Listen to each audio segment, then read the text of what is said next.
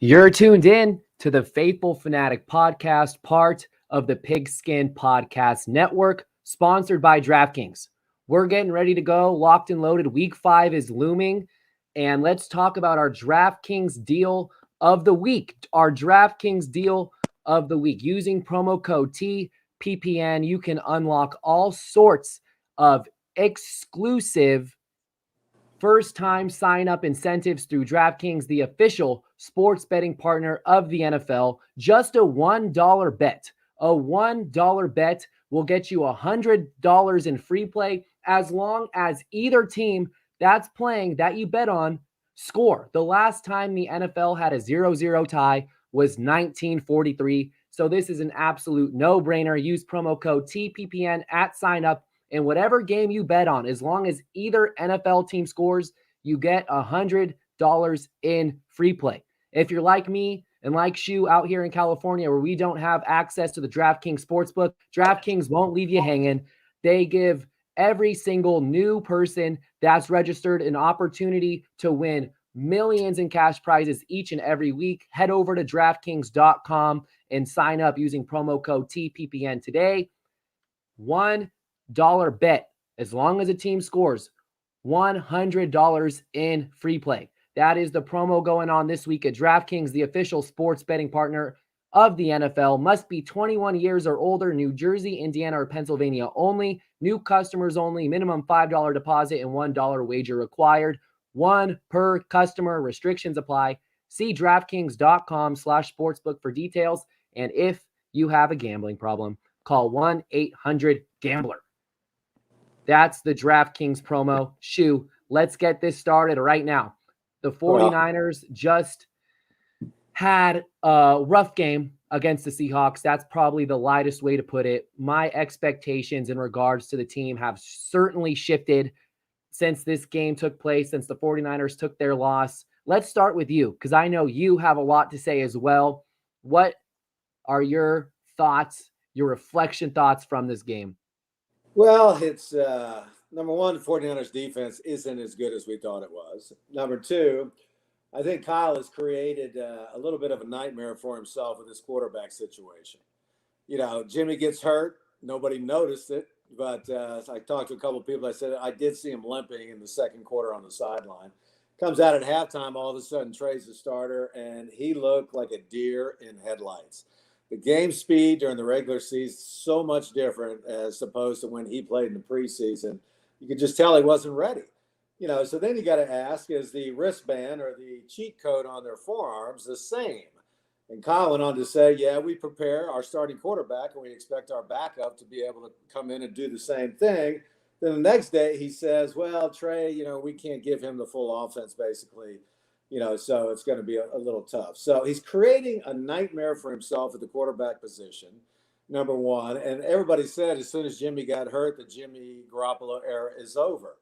So Kyle gets up and talks about Trey, and barely you see no enthusiasm from him, no light in his eyes. And then he'll just turn around and say, oh, Jimmy might be able to play this week against the Cardinals. You know, he gets all pumped up. So I'm starting to wonder and think that Trey was not Kyle's choice. And I just think that, you know, he wanted Mac Jones, and I don't know how he got overruled, but it's now creating a little bit of a, I don't want to say a problem. I've had people come up to me and said, he's trying to make Trey fail, so he makes John Lynch look bad. And, you know, maybe John gets fired and not Kyle after this season. Let's face it, Kyle's had one good year. That's it. You know, and as a head coach, he's just doing a lot of things. For example, IU, put him in the doghouse. You know, a lot of guys like Jerry Rice didn't have a first great year, a lot of drops, but his second year he kicked in. IU had a great first year, 60 catches, 800 yards around there. So your second year, a lot of times you'll have a slump. So I think Kyle might have got into that. I mean, Brandon, and what Kyle should have said to him and not say, hey, you got to be better than that guy playing behind you is, hey, listen, a lot of times guys have slumps in their second year. So you have to work harder, as hard or harder, because now teams have seen you on film. They know what to expect. So it's going to be even harder for you this year. That's how you approach it. He's run off Dante Pettis, Matt Breida, you know, all these players because to me, it seems like he doesn't know how to communicate with them. And it's almost like if you don't do it his way, it's just not going to work for him, and he's moving on to the next player. So I feel like he might be on the brink of losing the locker room. All right, you've got players who, one pulling for Trey, players pulling for Jimmy. And another example, George Kittle should not have been on that field yesterday, Sunday. He's got a calf, and great. He can play through it. He's a tough guy. Good for him. Ross Dwelly is twice the player of George Kittle with only one calf. So you play, you don't play a guy that's not going to contribute. He was a detriment to that offense in that game, especially for a guy like Trey who comes in. So simple decisions like this, those are head coaching decisions that need to be made. Hey, you know what, George, you're not all the way there. Let's rest it 1 week. We'll have you for the rest of the way. Now George might miss 2 or 3 games, because he said, yeah, sure, if he can play, he'll play. So a lot of decisions being made by him that are just throwing me for a loop. And as a result, teams have figured him out. I think he cut the kid who fumbled the ball, didn't he, today? Cannon? I might have missed that. I didn't see if Cannon got waived or cut or not. But it's crazy that he made it this long after the special teams game that Cannon had. He did. He cut him. So practice squad re-signed tight end Jordan Matthews and Connor Weddington, and cut running backs Kerryon Johnson, Chris Thompson, and linebacker Curtis Bolton. And he put, of course, the kicker Robbie Gould on IR. So he won't face the Bears, who, in 3 weeks. He'd be out 3 weeks. And they signed Joe Sly, a 215-pound former high school linebacker who's kicked in the NFL for the Panthers and Texans. So it's getting to a point like, who's in charge here? Kyle was the one that okayed John Lynch becoming his GM. John's never been a GM. He came in and interviewed it. Kyle and him felt like they could work together. His decision. So now you get this feeling that they're kind of fighting for each other's jobs, and I'm just not sure where this is going. I mean, the offensive line looked horrible. It just did look out of sync. And this all, to me, comes down to the head coach and getting the team prepared. It's interesting that you brought up the communication, the relationships that Kyle Shanahan has with his players. That's something that's always been one of my concerns. And now when you factor in that his offense isn't achieving the level of success that we're used to seeing, that's why I'm concerned about Kyle Shanahan.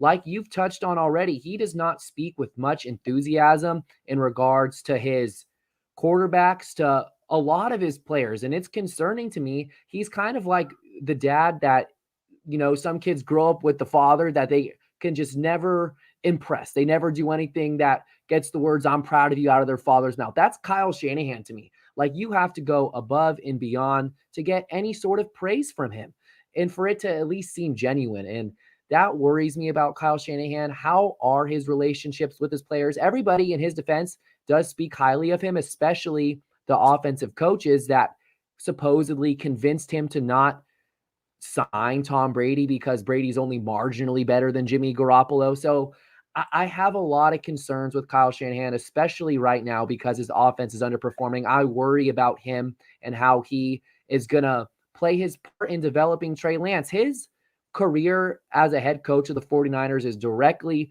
tied into Trey Lance, and I do not have as much confidence as I once had in Kyle Shanahan to get Trey Lance to perform to that next level. So I definitely have my fair share of concerns, and they all started with the relationship side of things, his ability to communicate, his ability to foster and get the best out of players. You've talked about Dante Pettis. You've talked about Matt Breida, Akello Witherspoon. These are guys that all found themselves in Kyle Shanahan's doghouse, yet they displayed so much potential on the field. All three of them did. All three of them had their moments in it. The way that Shanahan talks about certain players doesn't sit well with me. Unprofessional. I wouldn't want to play for a coach like that at times. Everybody gets so carried away with the X's and O's, what he can scheme up on offense, getting wide receivers wide open. All of that is true, but being a head coach is much more than that. He's not an offensive coordinator anymore. He needs to take control of these situations and make the correct personnel decisions. And this is a thought that I had yesterday, that the 49ers have been more of a soap opera since he took over than an actually good football team. And I'm just tired of it. I'm tired of it. And you go down the timeline from the time he was hired in 2017, the team loses how many games to begin the Kyle Shanahan tenure? 0-7, 0-8. They didn't win a game until they beat the New York Giants when Marquise Goodwin caught that long touchdown from C.J. Beathard. Then here comes Jimmy Garoppolo. Where would Kyle Shanahan and the way he's looked at in the light of 49er fans be without Jimmy Garoppolo? Talking about this kind of soap opera, here comes this handsome, good-looking quarterback. He leads the team to 5 straight wins, the first team to start the year 1-11, 1-10, finishes 5-11, 10, 6-10, whatever it was. Next offseason, you give him the richest contract in NFL history.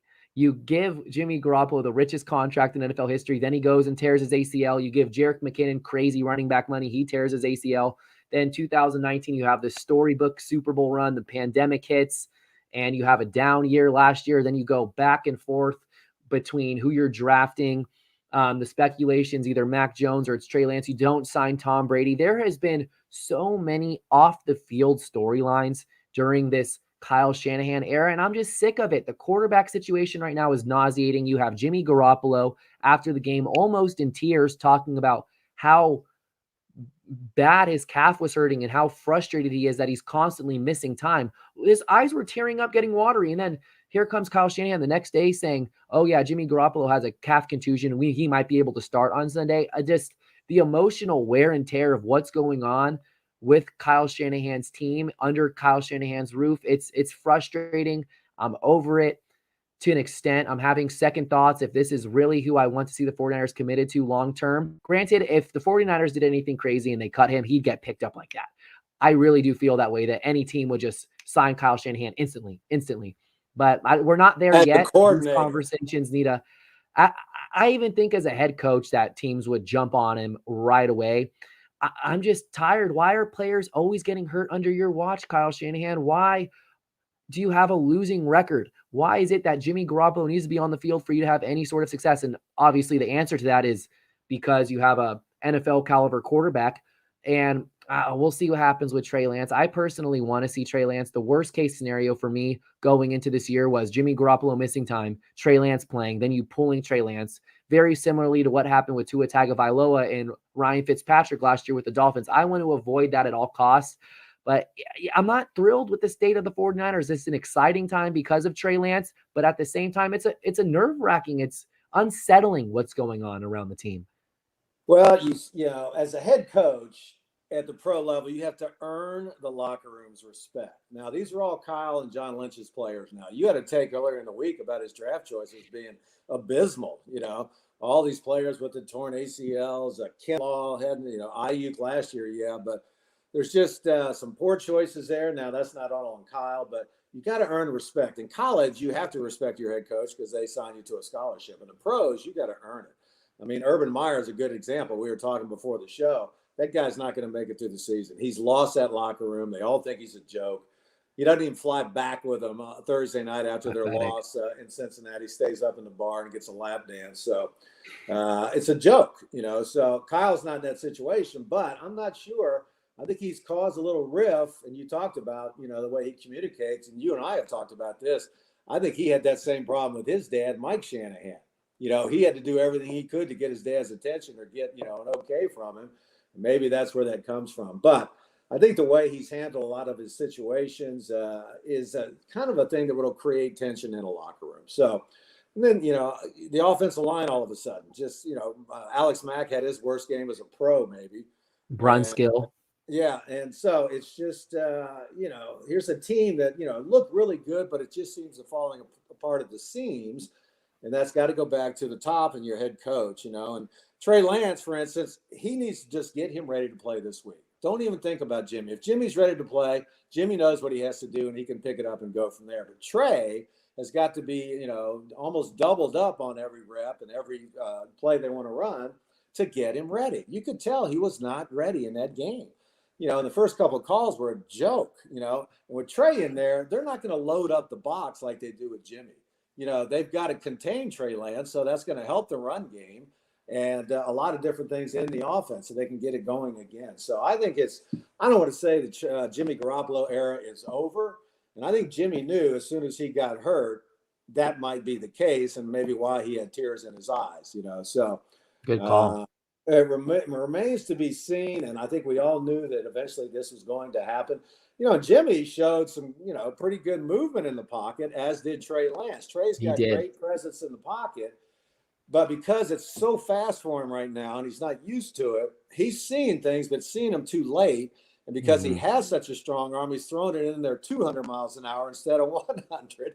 I mean, balls are just bouncing off receivers' hands, because it's just the ball was too late. So a lot of things going on here, man. And like you said, it's just frustrating for 49er fans. It's frustrating for former 49ers, knowing what goes on in a locker room. And I don't know. There's just a lot of struggles that can either, and maybe this week, parlay into a nightmare season, or get this thing cleared up, get Trey ready to play and see what he can do.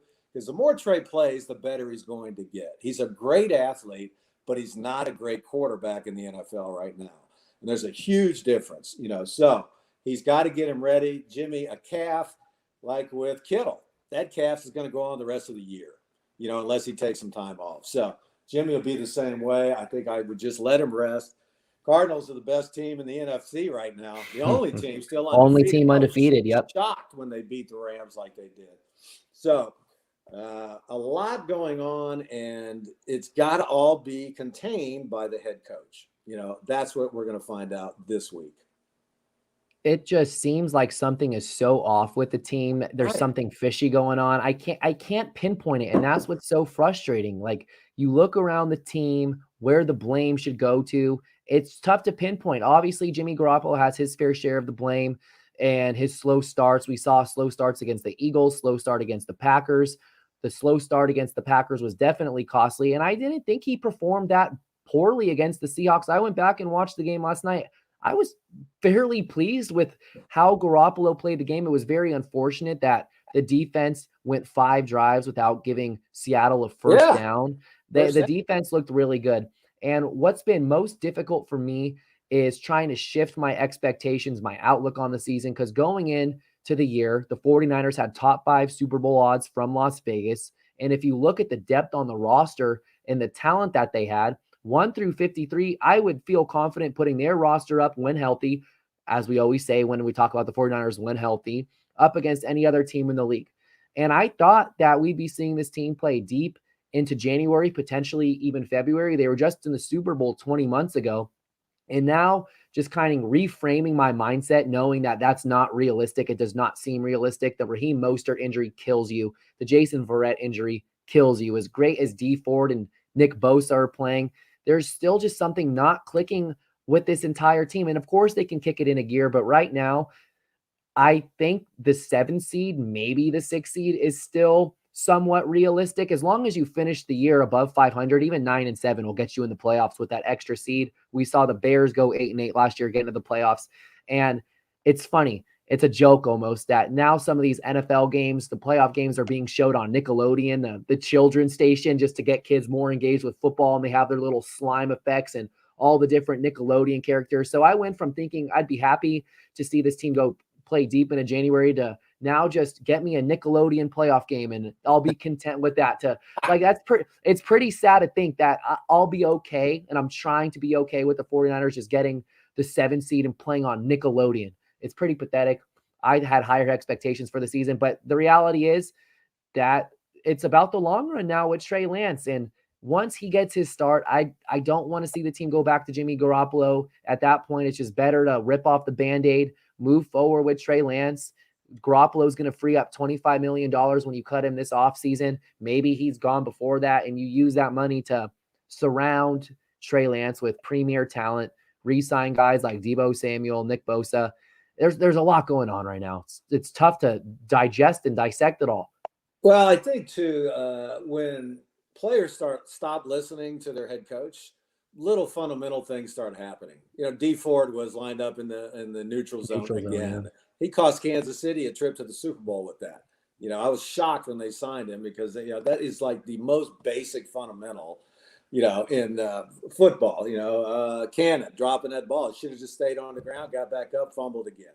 So little fundamental things that should have been cleared up in the preseason are now starting to happen even more since the season started. So it tells me there's not a lot of focus there.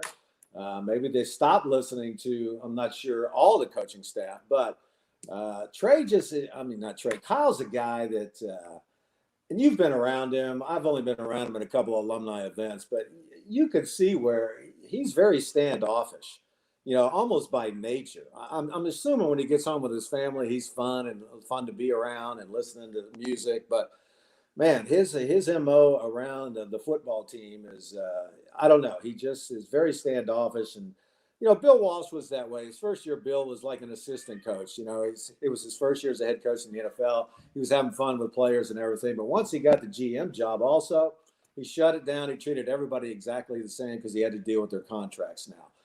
And it's getting to, it seems like, where, somebody's got to pay for this season if it starts to go in the tank, which we hope it doesn't. Most of the time it's the head coach, not the GM. Because you can find GMs anywhere. Head coaches are tough to find. So it's going to be interesting, and it makes you wonder what's going on between those two, Lynch and Shanahan. And, are they on the same page, or were they on the same page with Trey Lance? And if not, Kyle doesn't seem to be able to get over it. So this might be the key week in the entire season. The best team in the NFC right now, the only undefeated team left, coming off a huge win over the Rams. Maybe they relax a little bit facing the Niners, who have struggled and lost 2 straight. And maybe they could sneak one out. But it's on the road, and might even be better for Trey to be on the road. Sometimes it's easier to start your first time on the road when you don't have the home fans there. And so it'll be interesting. I think this is the key week for the entire season coming up this week. I said that last week about the Seahawks game, just with this feeling that hasn't been able to shake off yet, with the questions, the gray skies, the eeriness around the 49ers. Really, I thought last week would be an important game, being able to beat the Seahawks, which the team had a golden opportunity to do based on how the way started, based on how the defense started. Specifically. They had every opportunity to win that game, and then to kind of fumble it away the way they did. Because if they win that game, we're not having these conversations still. We're excited that the 49ers are 3-1. Right. There's the 4-0 Arizona Cardinals coming up against the 3-1 49ers, a battle for first place. And as you take a step back, the team's not in the absolute worst position. A lot of teams in the league would be thrilled to be 2-2 right now. Right. But it's just the culture and the eyebrows being raised, looking at how things are. Kyle Shanahan is play calling, sending out Mitch Wishnowsky, the punter to go kick a 41-yard field goal instead of going for it against a terrible defense like the Seattle Seahawks. I'll take a 4th and 7 from Jimmy Garoppolo opposed to sending out Mitch Wishnowsky. And if you watched his first PAT, oh my goodness, that thing was an adventure. It went through, but you can just tell like he looks so uncomfortable. This is not going to happen again. He lucked out. 41-yard field goals missed. Then Lincoln Tomlinson talking about the lack of discipline, these mind-boggling penalties, a pre-snap penalty from your left guard who's been really good since you traded for him in 2017, sets you back 5 yards. And so instead of a 2-point conversion from the 2-yard line, it's from the 7. And again, Shanahan sends out Mitch Wishnowsky, who misses his PAT this time. And that's what I'm talking about with Shanahan, like the decision-making on top of my concerns of him being a leader and a people person in front of the media. Because again, it's so hard to pinpoint. He goes to concerts with his guys. You see him out hanging out 4th of July with Joe Staley. He seems like a personable person away from the football field. He drinks with Jed York and John Lynch. They're out there having a great time, tweeting all over social media, giving out hints of what they're going to do because they're drinking together. We've seen that. We've seen them at parties together. But when he presents himself in front of the media and when he's being questioned, he does come off as a know-it-all, extremely arrogant, and it's frustrating. I'm big on representation, and I don't like the way that Kyle Shanahan represents himself. I look at coaches like Sean McVay who are upbeat, respectful, enlightened, and enthusiastic speaking to the media, and then Kyle Shanahan with his hat down here and mumbling, monotone. It's not fun. It's not fun. I get it. It's really about what you do on the field, but the reality is Kyle Shanahan hasn't done much, and that 2019 Super Bowl run looks like a complete outlier right now. Well, I think too, we touched on it, developing players, especially quarterbacks. he hasn't really had a great record of developing players. And I think part of that is his attitude we've been talking about. Instead of putting the guy like Ayuk in a doghouse, you encourage him. You tell him what's going to happen this year. You're going to have a harder time this year. Last year, you played on pure instinct. This year, everybody knows you. They've seen you on film, like I said, and it's going to be a little tougher. So you got to work harder instead of saying, hey, if you don't beat Trent out, you're not playing. And it's like, really, so I think he's got some issues with the way he deals with players. And then when the offensive lineman, you just said, made the comment of no discipline, that's when players quit listening to their coaches. And, you might like your individual coach, but, and Tracy, Kyle seems like, he'll bring you in, but all of a sudden, if you're not what he thought you were, he's done with you. Instead of trying to develop. Yes. Guy. Okay, there's a good part. That guy, he runs a good route. He does this well. Let's get the most out of that. It's almost like he just quits on the player, like he kind of did on Breida, like he did on Dante Pettis. He gave Dante a lot of opportunities. So, and we don't know what's going on upstairs in that building and in the locker room. I do from playing, and I know how it works upstairs, but I don't know. There's just too much up in the air going on. And for a guy who's been there, this is his fifth year, 4 losing seasons. His winning percentage is under 500. You have another losing season, and they just signed him to an extension too. That drives me nuts. Let a guy prove. Yeah. Well, he did it coming off that Super Bowl, so that got Jet. And I won a Super Bowl in the 90s. And he did it before he gave John Lynch his extension. Yeah, exactly. And then they didn't talk about that, so it makes you think, well, wait a minute, does Jed have a favorite too? So. A lot to be determined, and I think we're going to find out this week. Can they bounce back? That's 2 straight losses, right? Yeah. 2 straight losses, yeah. So, nobody likes to lose, and at the pro level, you're getting your butt kicked. At least you're getting paid. But, it's, athletes are professional. They want to win, and this is going to be a real test for a lot of things. Trey Lance, and Kyle needs to let him go, give him the offense. Don't just drop him back on a quarterback draw. Roll the guy out. Show his skills. That's what's driving me crazy. Why didn't he let free this guy up? It's like free Trey, So that's what I'll be looking for this week is if Trey is given the entire offense. And, of course, he doesn't know it as well as Jimmy, who's been there 3 years. But the kid's played the position. And even if he doesn't or can't come up with, he'll make a play with his wheels. So, I was impressed with his pocket presence. He can feel where it's coming from. It was great, yeah. There was one where he dodged like 6 guys just to get out while he was doing that and then put his eyes back down the field with maybe only 2 yards before the line of scrimmage, then he took off running. But, a lot of guys take off running, their head goes down. He stayed up the whole time looking for an open receiver. So that alone impressed me and tells me that he's got the potential. Kyle just got to let it go.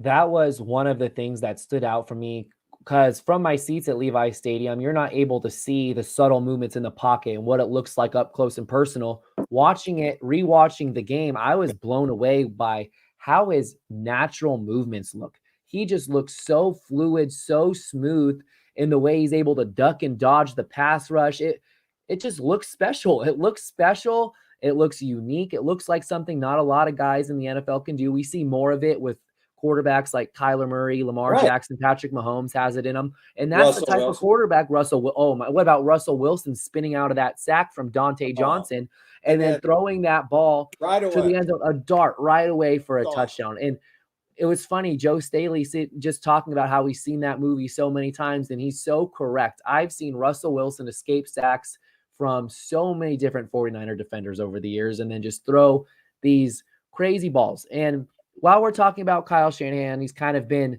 the focal point of the show today. I do feel like pressure needs to start being applied to him. His seat needs to start getting a little warm. And something that all 4 of his teams have done over the years, I would say, regardless of win-loss record, is they have fought hard for him, which shows me that he does have the respect in the locker room. At least he has the last 4 years. The 2017 team, they kept every game close. For the first, 6 games at one point, they were like the first team in NFL history to lose X amount of consecutive games by 1 possession or less. That's a sign that a team's fighting hard for you, especially when you don't have the talent. Then they end the year with the Jimmy Garoppolo win streak, the 5 wins in a row, finish the year 6-10. 2018 with Nick Mullins and CJ Beathard, they were winning games. They were playing tough. They were never getting crushed, although I vividly remember one game against the Cowboys where they were just completely mismatched as far as talent on both sides of the ball and got blown out.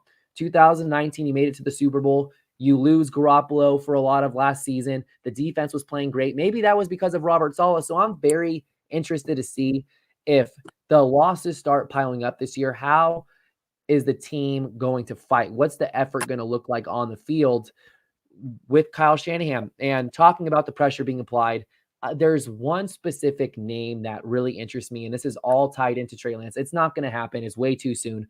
Brian Dabble, he's the offensive coordinator in Buffalo. He's responsible for the development, partially responsible for the development of Josh Allen, who has a very similar build to Trey Lance. He was the Alabama offensive coordinator. I'm looking at his resume right now. He was a Chiefs offensive coordinator, the Patriots tight ends coach. He's been a part of a lot of strong organizations, and that's a name that if Shanahan's seat starts really warming up, and I don't think we're not even close to being there yet, but I would love to have a guy who has experience taking a Trey Lance type quarterback to that next level. The familiarity of it, of it all just provides more comfort, because I'm not too confident that Shanahan can work magic with Trey Lance. Who have we seen him truly develop? He's had great seasons and squeezed as much as he could out of guys like Brian Hoyer and Matt Schwab and Nick Mullins and Garoppolo even. But who does he have on his resume that really blossomed into a tremendous quarterback? Kirk Cousins? He has an infatuation with Kirk Cousins. I might give you Cousins there. Robert Griffin III had a nice rookie season. I don't know. But then again, it was his draft pick. Lance, whether or not he succeeds or not, it's going to make or break Kyle Shanahan. Well, I think, it goes back to, was that his choice? Didn't they give up 3 number ones for him? Or Three number ones. So. And there's just something so fishy about it where I'm starting to buy myself that maybe it was Mac Jones. And there's so many fans who refuse to believe that. They refuse it. And every single respected media member, Adam Schefter, Ian Rappaport, Matt Mayoko, all of them were saying Mac Jones. And, I'm not sure it's his call, And then earlier you said that, where players stop playing for Kyle or they play hard for Kyle. Players play hard no matter what. They're getting paid. Doesn't matter, because if you don't, you're going to get hurt.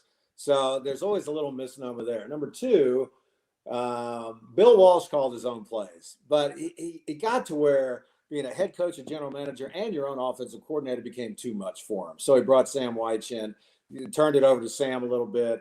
And maybe it's time, like you said, for Kyle to bring in an offensive coordinator. To be a head coach, Kyle's a good offensive coordinator, but to be a head coach involves so much more.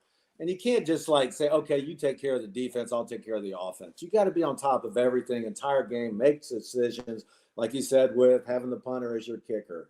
So maybe that is not a bad idea. And then it's harder for a player to develop with the head coach as opposed to his offensive coordinator. You coach, you know how that is. So it's I think if you had an offensive coordinator, and I don't know how close. Well, he does. They promoted Mike McDaniel, who was the offensive run, the run game coordinator to offensive coordinator. But it's like, what does he really do that's offensive coordinator like when you look around the other teams in the league? Because I'm sure Kyle Shanahan's still calling every single play. Yeah, but quarterbacks like to have their guy. This is my coach, my coordinator, not the head coach, because he knows the head coach has so much else on his plate. So I think it might be time for him to give that up a little bit. I'm not sure he's willing to, but it would, I think, would make a huge difference with a young quarterback like Trey. But there were some really good points. Debo had another great game. The guy's just a beast. And Trey found him on that wheel route, which had somebody in his face, but he found it, got it to him quickly. I thought Mosley played a great game. A couple of calls on PI. Yep. So there were some positives in that game, and the defense shut them down. I don't think they had a positive yard in the first half, Seattle. And then boom, Russell shows up, and they just can't stop him. So some guys like that, like we said, that touchdown, he had 2 seconds to look at that receiver, and he put the ball only where that guy could catch it.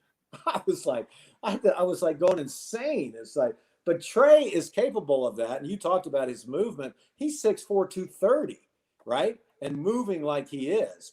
So, but you don't want that kid. It seems like Kyle is just running him everywhere to get him hurt or something. You don't want a quarterback running even 50% of the time. He's got to roll him out, use what he has. That's another thing. Use the skill set he has. Jimmy doesn't have that skill set. Roll him out, move the pocket, do run pass option with rollouts. There's just so much more he could do. And it makes me think, well, Trey and the guy I wanted, he doesn't fit in what I want to do with this offense. And maybe Kyle doesn't know what to do to develop it. He doesn't know how to come up with different play sets, or I don't know. I think that's a statement that's totally untrue because of his offensive brilliance, but I don't see him trying to do that. That's what makes me wonder if this was his guy. And if he knows Jimmy's out for the rest of the year, he better jump on Trey's bandwagon or he might be looking for work because Trey's not going anywhere. All right. So if you're not going to develop the guy, you're the one that's got to go because you gave up 3 number ones for him. Or did John Lynch give up 3 number ones for him? That's what's going to come down to. Playing with Trey Lance, he has the ability to run the football.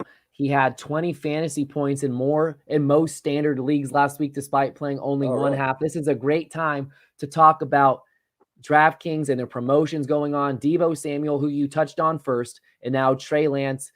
Samuel has been so good as a wide receiver in the real world and in the fantasy world. Sign up for DraftKings today using promo code TPPN and receive a $100 bonus when you place a $1 wager on any game as long as either team scores. The last time there's been a 0-0 tie in the NFL, 1943. Wow. So you got to like the odds there.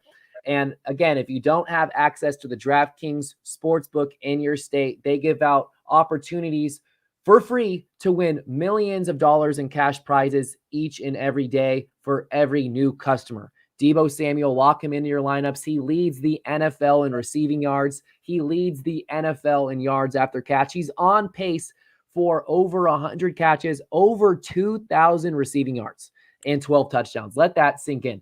He's through 4 games, nearly 500 receiving yards. He's off to an excellent start. This 49er offense is going to be really, really fun to watch once Trey Lance gets things cooking. And I'm with you. You have to play to your quarterback skill set.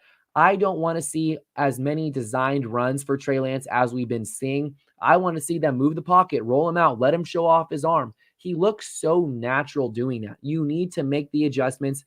I thought Grant Cohn said it best, that right now, Trey Lance is a playmaker. He's not a quarterback, an NFL quarterback just yet. He's a playmaker. You have him on the field, he can make plays. He can extend plays. He showed that with just one half of football against the Seahawks, and you see why the 49ers traded up for him, or maybe not him, because he has all the things that you can't coach. And that's what's great about this. And this is why I think that it's so important for Kyle Shanahan, or Kyle Shanahan's gone. His career with the 49ers is directly tied into Trey Lance. If Trey Lance flames out, Kyle Shanahan's gone. The good thing about this situation is Trey Lance has all the tools. You can't coach up. He has the size. He has the speed. He has the rocket arm. That's stuff that's naturally gifted, right? What you have control over and what you can help guide him towards is his ability to read defenses, his ability to see what's going on pre-snap, go through his progressions, all of that stuff. Coaching can play a large role in. So again, I can't wait to see how this all plays out. I want to see Trey Lance the rest of the way. The worst thing that can happen is this back and forth throughout the season of Lance and Garoppolo, regardless of its injury, change in personnel, whatever the case is. You can't go down that rabbit hole. No, and it changes your offense. You can't keep changing your offense every week according to the quarterback. And as you just said, Trey is hooked into Shanahan, vice versa. And if that wasn't his guy, boy, that's going to kill Shanny if he did get fired because of a guy he didn't want. But Deebo's also an example of using his skills. He's not a pure wide receiver. He doesn't run great routes. He just finds openings. He can run that jet sweep. So why can't he do that with a quarterback? Utilize the skill set that he has, and find more ways to get Ayuk the ball. So, there's just a lot going on here. And I don't think any of us thought this was going to be the chat we're having in week 5 of the NFL season. And then No, watching the Chargers last night, you're like, with oh, Herbert. my goodness. We could have Chargers, Arizona in the Super Bowl, after all of us thinking it was going to be the 49ers. So, a lot to be determined. And as I said, I think this is probably the key week of the season for a lot of different reasons. And I just hope he lets Trey go. Here's one of those reasons. If this game goes poorly and the 49ers are 2-3, they lose by double digits, it's not a game where they're very competitive. You know what comes next? The bye week. And that's the last thing that you want to have happen. I can't even imagine the conversations that are going to be taking place, the questions that are going to be raised, for myself included. I like to stir the pot a little bit. I like to throw my 2 cents out there, my crazy ideas. Yeah. It's going to be a long 2 weeks until the 49ers play the Colts on Sunday Night Football if they lose this, depending on how they lose the game. If it's a respectable loss where it's a close game, the Cardinals make their amazing plays, Kyler Murray, is doing his thing, then you might be able to live with that. I thought going into the bye week, as long as the 49ers were 3-2, you got to overall feel pretty good about that. But if they get blown out by a team that just blown out, who I thought was the best team in the NFL, in the Los Angeles Rams, it's going to be a long bye week, a miserable bye week, as if the last 8 months, ever since they traded for the 3rd overall pick, haven't been miserable enough. Well, I think that's a key point, because another reason to let Trey go, give him the entire offense. Let's see what he can do. If he plays well and he improves, then you're going to stay with him through the bye, and you'll get 2 more weeks to get him more up to par. So instead of, oh, Jimmy's good now, let's go back to him. It's almost like they got to make a decision. You've been saying it all year. Rip the Band-Aid off, let Trey play, and let him grow. So that with that bye week, which I didn't realize is after that Cardinal game, it makes it even more key this week to make sure you give Trey every opportunity to be as effective as he can at this point in his career. And that's even a reason why I wouldn't even contemplate playing Garoppolo right now. You have 2 weeks to get him right. Yeah, if you really feel like Trey Lance is not ready, although I do feel like once he starts a game, you should never pull him. You just got to roll with him. Right. I don't want to do the back and forth. This is like a free pass. It makes all the sense in the world to give Trey Lance the opportunity to take the starting job and run with it. Right. It just makes too much sense. I don't even know why Garoppolo's in the conversation. He's weepy-eyed, thinking that he wasn't going to play for a long time during his presser. Maybe in the moment, you touched on it. Maybe he felt like it was his last snap as a 49er, his last game as a 49er, at least as a starting quarterback. There's a lot of valid reasons to feel emotional. I've always had a soft spot for Jimmy Garoppolo. Right. I defend Jimmy Garoppolo. But it's very, very fishy how the whole thing in the quarterback room and Kyle Shanahan, the dynamics, it's frustrating. It's nauseating. I just want to pick a quarterback, move forward with the quarterback, and it just seems like Trey Lance makes all the sense in the world right now. And give me that Nickelodeon playoff game. Well, and it's and now with social media, the way journalism is, Kyle's not reading this stuff, but somebody's reading it and telling him what's going on. You go after him. Grant goes after him. A lot of people do. And it's a different, in the old era, Mayoko, Cam Inman, they're still that old school where they don't want to piss anybody off because they still want to get their interviews, So it's going to be interesting. I'll just say that. And I agree with you. It's time to maybe just see what you got in Trey. And if he lays an egg next week, then you got to go back to Garoppolo, So you're paying him that money. You don't want to, sitting on the bench for $25 million a year. But if your future is Trey, let's roll with it. As we wrap things up here, I'm going to read this comment from Monica. How about this? Hey, Nick. Wow, what a wonderful surprise. Shumann is there. Loved his interview on Beast Rider Ryan channel. Shout out Ryan Sakamoto. You're the man, Mike. Respect. Look at that. You, Monica. Look at you. Thought I was going to make you famous, and now it's Ryan Sakamoto or the Beast Rider. The Beast Rider. No, we've done a couple things together. So, and he got me back in the gym. So, okay, you're back in the gym. Yes, exactly. So, but, all right. I don't know. What do you think? I go with Trey Lance. If I had to make the decision right now, I'm going Trey Lance. I understand that, but I'm not sure. They have so many weapons. I'm not sure the 49ers defense can handle Murray and that team. So, and I talked to you earlier. I always bet against the 49ers with the points early in the season because they're such slow starters.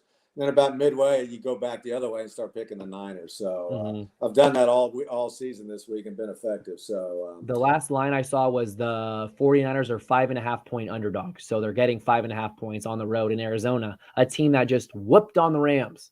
Well, it might be a letdown week. So let's hope the 49ers, I agree with you. If they get to 3-2 at the bye, they'll be happy with that. You know, with the way they laid a couple of eggs. But I think the key in the next 2 weeks, find out who your quarterback's going to be for the remainder of the season. Definitely. Shu, thank you so much for joining me this evening. You're listening to the Faithful Fanatic Podcast, part of the Pigskin Podcast Network, sponsored by DraftKings. Head to DraftKings today and use promo code TPPN to unlock exclusive first-time customer offers.